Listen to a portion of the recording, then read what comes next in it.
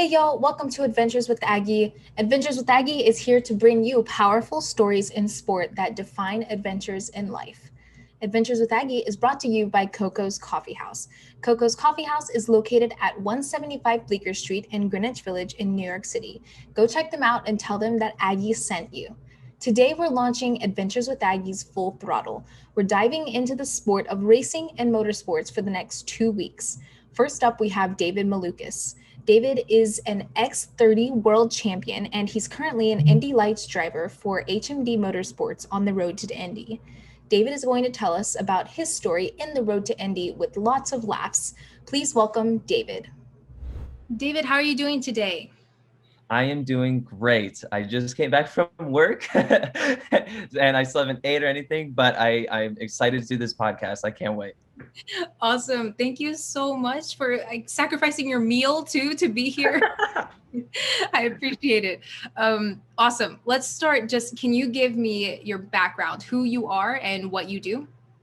Yeah, so I'm David Malukas. I race in Indy Lights in the Road to Indy series for HMD Motorsports, car number 79. I've been doing this for I don't know how many years now. I started when I was 6 years old. I'm now 19, so somebody else can do the math for that. But yeah, it's been a long time coming. So in the motorsports world, That's a long time. That's a very long time for yeah, it's very long. Awesome. So I guess how did this come about? How did you decide racing was going to be your sport? Well, so it was 6 years old. Like I said, I was a kind of like a more of an inside kid. I didn't want to go outside that much. I kind of just wanted to sit on the computer and just, on my iPad, on my phone. And my dad was like, man, my kid needs to like kind of get out there. Like he's being a big introvert. And so we saw on a newspaper, we're out like at the lake, at somebody's lake house. And we saw in a newspaper like, oh, South Bend, Indiana, go-karting. And so he's like, oh, come on, let's go. And I was like, no, I don't want to go. I don't want to go. Like, I just want to go play on my iPad. But so he forced me to go. But as soon as I went to a kid kart, that's like kind of like the slowest thing you could get on because, 6 years old, I was, still picking my nose, not really having a clue of what's going on. Yeah, I get in it. I do about 3 laps and I fall in love. And so we end up going there every single weekend after that. And within time, we ended up meeting a man named Brent Ebert. And he was like, hey, if you want, you can do some championships in the US. They have the Florida Winter Tour. And he's like, it's nothing crazy, but you can, go out, explore, etc. And we were like, you know what? Sure. I want to do this. This is fun, but nothing serious, just like, oh, let's go have fun. So he ended up coaching me a little bit more. And next thing you know, we do these series, like the Florida Winter Tour, SCUSA, USBK, SWK, many different ones. And I sucked in all of them. I was getting lapped like 5 times. It was, the beginnings were rough, but like I said, we were just there for fun. So you pushed through, pushed through. You made it. Exactly, yeah. Well, I guess when did that turn around for you? Yeah. So okay. So once we do these series a bit more, I end up getting a little bit better. So now kind of 4 or 5 years pass, and we find another coach, and he goes by Bryn and Wes. So Wes Phillips I met first, and so he was actually really, really good, and he helped me a lot to kind of really kickstart into these championships. And it was in Pennsylvania. I remember my first win, and after that win, it was like for a whole year, that whole season, I would get second, third, but I had the speed to get first. But me as just a kid, I couldn't pass. Like I didn't have the oomph to do it. And so this is kind of when racing started to get a little bit more serious. So my dad was like, man, my kid's just kind of like lame. Like he's like, I need him to be like kind of give it some more, because we were quick. I just couldn't do any passes. So I just didn't have I guess the energy to just like, I don't know, it's hard to explain, but like, so he ended up taking me into like wrestling, jujitsu, Muay Thai, kind of these very aggressive sports. In the beginning, I really did not like them. Like I said, I was still like an introvert kid, like in the inside. And so he takes me out to these sports, and they were really, really rough, like hard training. And when I went to my tournament, I'll never forget it. I would lose every fight, and I wouldn't care. Like I was like, I just don't want to be here. I just want to, whatever, we'll do this fight and then I go home. But one kid, he ended up biting me. He like bit me in the arm, and I was like, it hurt. It was so painful, and I was like, that's against the rules. And I just got like red steam and like just took him down and ended up winning. And that helped a lot because then I went to Pennsylvania and I got my first win and I was passing. And after that first win, it kickstarted everything. Like I ended up winning all the series in the US for go-karting. I mean, USPK, WK, like I said, all of them. My name blew up. It was like out of nowhere. Like it just within 1 year. And that's when I met Bryn. And Bryn Nuttall, he wanted to take me to Europe. He's like, this kid has a lot of talent. I want to coach him some more and take him overseas, for like the world finals. So long story short, we show up to Le Mans, France. It's the X30 World Finals for juniors. It's back in 2015. And it's like the biggest go-karting event ever. There's like 500 drivers, right? And we show up. An American has never won this before either. So we show up and I'm still like, kind of like, this is pretty serious now as I'm just in France with a coach that I've only known for a year and nobody else. It's just me and him. So, but I'm still like a kid. So I'm like playing on my phone, still, picking my nose every once in a while. And we end up coming there. We win the practice, like we're the quickest in practice. We qualify pole and we win all the heats, win the pre-final, final. We just swept the weekend. And everybody was like, where did he come from? Like I literally just showed up and we just ended up sweeping the weekend. And that blew up my name in Europe as well. So we ended up doing the whole European series. We did OKJ, the senior class, X30. And once my name blew up in Europe, we had offers. Now I'm at the age, I'm around 15 years old, and it's time to kind of move up into open wheel cars. So this is when things really switched to me. I've been living in Europe for about a year just by myself. And that really helped with maturity at the time. So I was 15, but I felt like I was acting like a 19-year-old as I am now. And I like I had no parents there. It was like probably the most difficult years for me. And so we ended up getting offers to go to open wheel in ADAC, which is a German series, and in the Middle East, so like Dubai, Abu Dhabi. So we go to these series and didn't do great, but it was the first time in open wheel. I was learning, everything. And the whole main goal at that time was to come back to the US. I was really not really liking the European scene. Nothing against them. It's just like, I felt like I wasn't home, and because the US is my home. And so the whole plan was I want to come back. So we ended up, I talked to my parents, and the whole plan was I go to Europe and I learn how to, drive and race the open wheel car over there, and then come back to the US and be like, I'm here and I'm fast, like that was the whole plan. So we ended up doing these series, didn't do good, but it was a really good, like kind of like learning curve. So we come back to the US, we make our own team, we find certain sponsors, certain people, to get it all sorted. We show up in USF2000, the first kind of step in the Road to Indy series. We show up in USF2000, and it was in Road America, Wisconsin, and we put it on pole by like 1 second. It was like half wet, half dry, and everybody's like, where did he come from? Oh, I remember seeing you in go-karts. And I was like, yeah, I'm back. Like, and I'm fast. But no, it was really, really good. And, then after that, we kind of just went through the Road to Indy series, went to USF2000, Indy Pro 2000, and now we're in Indy Lights. So that's like a quick summary of everything that's happened. That's crazy. And I can't believe you were an introvert at one point in your life. Oh yeah, because I grew up with 3 sisters, right? So they would paint my nails, do my hair, and then playing with Barbie dolls. I was still playing with Hot Wheels. So like I would like put the Barbie doll on the Hot Wheel, like like that's kind of how I was. Like I just was really kind of like to myself. But the racing and wrestling and all that, it really helped me kind of open up and kind of become who I am. Yeah, that's awesome. You answered like a lot of my questions just within that one story. Oh, I'm sorry. No, it's perfect. It's perfect. Awesome. So I guess, can you just kind of tell us about your most recent success? I've seen all kinds of really exciting posts. I know the season just started. But yeah, what have you been up to recently? Yeah, so recently, I'll bring it back a little bit. So 2019, during the time we were with BN Racing, which was kind of what we went with from USF Indy Pro, and we did pretty good. I mean, we were third, second, kind of around there. We weren't really the quickest, but we were still up there. But when Indy Lights came, I mean, the car, it's a huge difference. You all of a sudden step into a car that's much bigger, much more horsepower, much more complicated, and you're going against teams like Andretti, who have been in the series for over 20 years, and they also have an IndyCar team, a lot of talent there. So it was very, very tough. I mean, and we knew it going into it. We, as a team, we were kind of just like, you know what, no expectations. We get last, we get last. It's great. We're just here to learn. So we show up, and that's kind of how it went. We didn't do great at all. It was just learning. But yeah, so then by the end of the season, we're making changes with the car and learning the car, but it wasn't just that. We were also learning as a team, team communication, team connection. So by the end of the season, from the start, the team had flipped. It was like almost 100% turnover.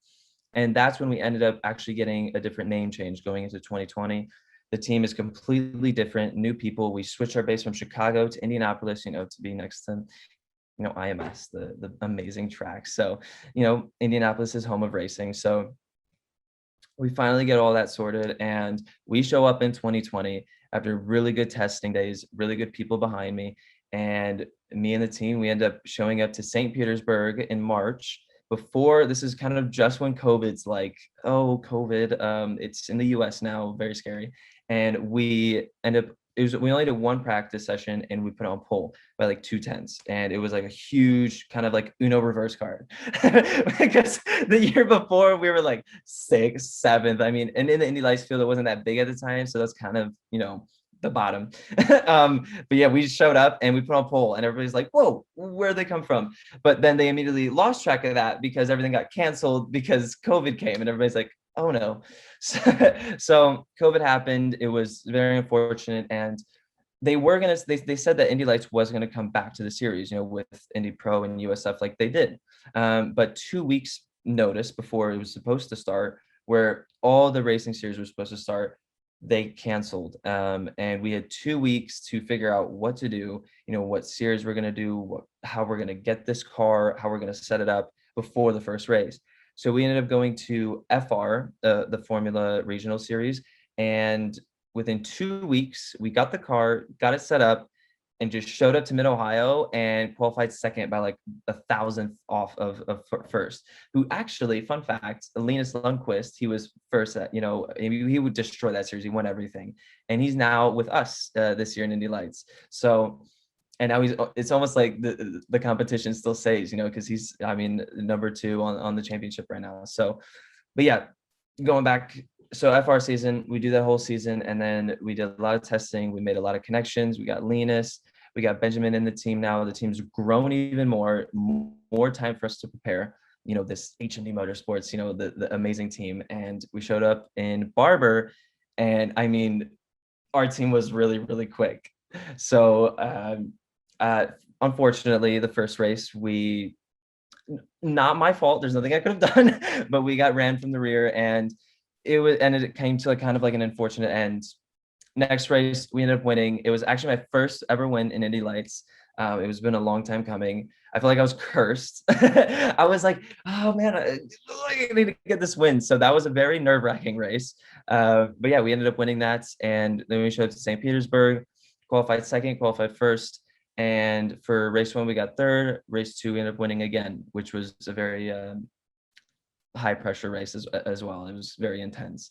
But yeah, sorry, I keep rambling on, and I'm like, oh, I should probably end this now. No, it's perfect because I'm watching this from the outside. So it's so cool to hear how excited you are, because I'm excited for you, but I don't hear it coming directly from you. So it's so fun. But that's okay. I still can't believe that this started and you weren't good like when you were a little kid, right? You didn't even want to, which is so wild that this is like a major like turn of tables. Yeah, I didn't want to do it. I wasn't good. Well, I did want to do it. It was like a lot of fun. It was just, I was more like an inside kid. So the like go-karting and racing was the only thing that kind of pulled me out of my introvert self. Like I remember we'd show up to the race, we'd suck, but we'd have a great time. My dad would, give me ice cream and stuff at the end of the race weekend. So I'd be like, yes, ice cream. So then we'd come home and I would literally just hide inside, my little room cave and just never come out. So the racing helped a lot, for me to kind of open up and get out. But yeah, so started I mean, the best bits were the ice. I remember there's actually like little bits, like we show up to a race and my dad can't find me. Like I'm on, like we're about to go on track and he can't find me. And my dad was kind of very strict with me with like soda and sweets. So he wouldn't want to give me any of that. So he finds me hiding in somebody else's trailer, just in the corner by myself, just chugging down a Coca-Cola can, trying to get some sort of like sugar. I remember I loved Coca-Cola because you can never get it. So I was like, I want it so bad. So yeah, there's many funny stories, but I don't want to get into too much detail on it. Oh my gosh. Was that where you were this weekend post race? Did you go hide and eat ice cream or something after No, after those years of training as a kid, now I have like sweets and I'm like, oh man, that's really sweet. No, now I'm just addicted to coffee. So okay, that's my worst enemy. Yes, same. I love it. Awesome. Let's see. I'm dying to ask you this question now that I feel like I've heard your story. What do you say to people who think racing is not a sport? Well, firstly, I laugh because I can't believe like when they say that. I remember it was the main, like now that we're in Indy Lights and they see the car, they're like, whoa, okay. Like I don't really get that question as much, but going through go-karting was when I got it the most. They're like, oh, it's just a go-kart. Because when they hear go-kart, they think of the rental go-karts, they go to K1 speed and just, have fun. But I'm like, and it would always be so hard to explain it. Be like, no, it's actually pretty physical. Like it's pretty intense.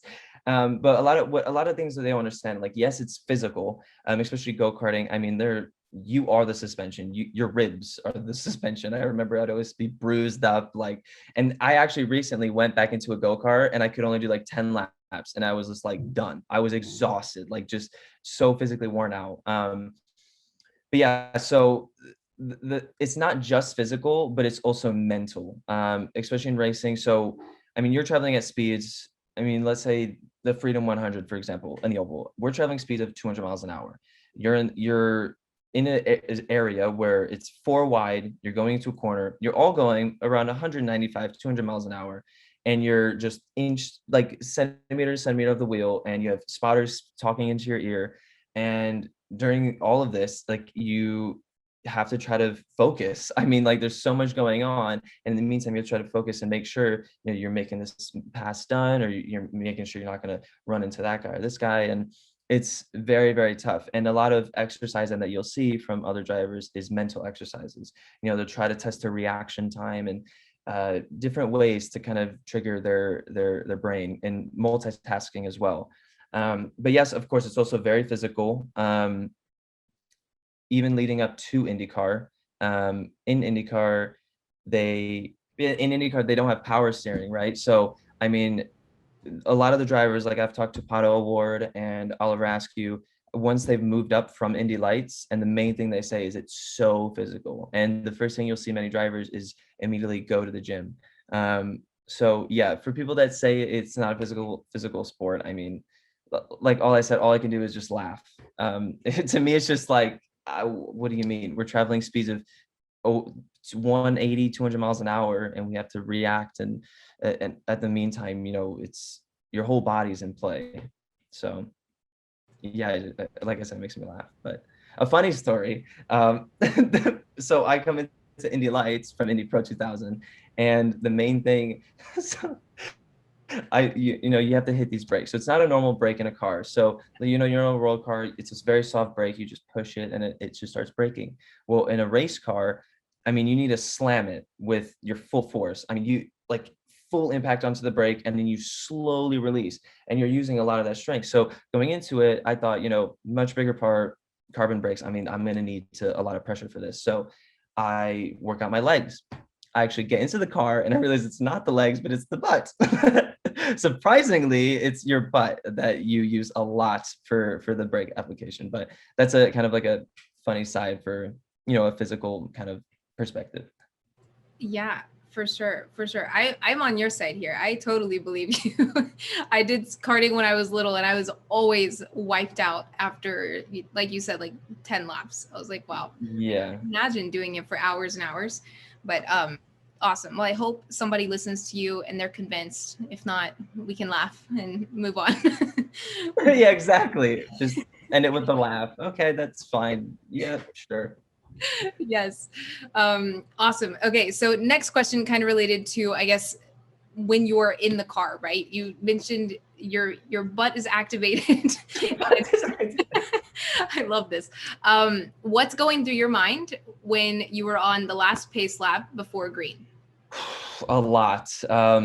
Let's just say it's a loud silence. The radio goes silent. Your engineer, my spotter, everybody kind of tells me, okay, good luck. Make sure reminding me about my roll bars, my brakes, etc. You have this driver outside here. And the next time I hear them is them screaming green, green, green.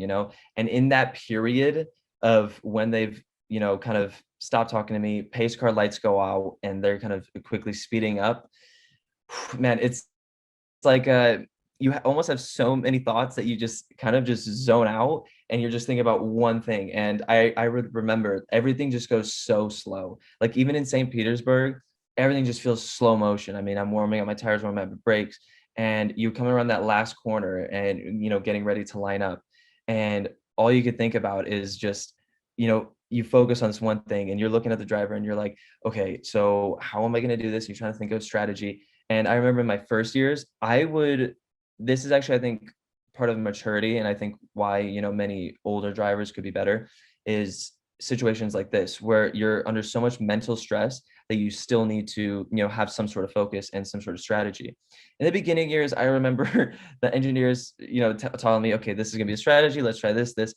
I remember when I actually got into it, I was lost. I was just, oh, it's green, man. Like, I remember there's no strategy, no nothing. I'm just like, okay, I'm going to make through this. Okay, let's go. And it was just, everything went really quick. But through the years and a lot of mental training, you, under that stress, time just tends to slow down and you have a lot of time to think. Going up to the start, we're probably going like 40 or 50 miles an hour. But to me, it feels like we're just, throttling at 10. And I'm just slowly seeing this board come up. And, because I think it's just kind of that feeling that you want it to get going, because you start overthinking and you're like, man, I just wanted to start. I want it to go. And I think that's why you get that feeling of everything going slow. But yeah, it's not really like a one simple thought. I mean, there's so much going on through my head. I mean, sometimes it's like you get a random thought where you're like, oh, like, oh, that new Cardi B song was kind of nice, but you're like, wait, oh my God, like I gotta go.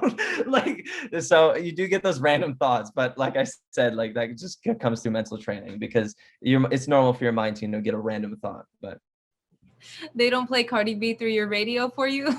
No, they don't. Oh my gosh.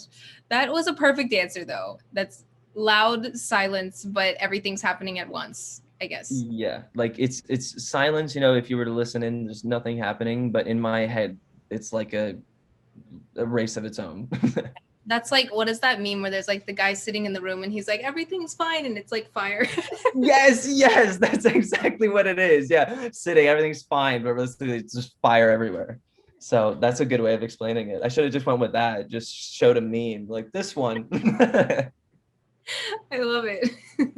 It looks so calm though. Like when you're watching that last pace lap, I don't know what the inside of your head looks like, but the outside just it's so calm, serene, and like eerie, I guess, like from the stands. Yes. Like you're watching it happen. It's like, so like you're saying, slow to come up. But that's when I get excited / nervous and whatever else. Yeah, it's that eerie feeling, because obviously I'm a spectator sometimes when I watch IndyCar.